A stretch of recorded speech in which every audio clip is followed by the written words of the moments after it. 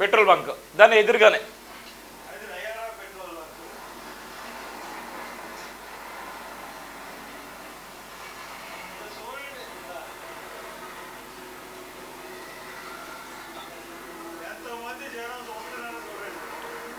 ఇంకా చూడండి, ఇది 8 ఫీట్లు రోడ్డు నుంచి వెళ్ళి కూడా కిందికి 8 ఫీట్ల రోడ్డు.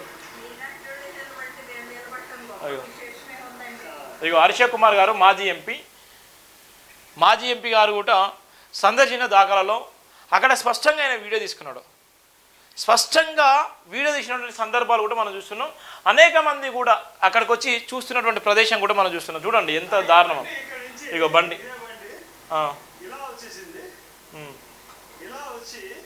చూడండి.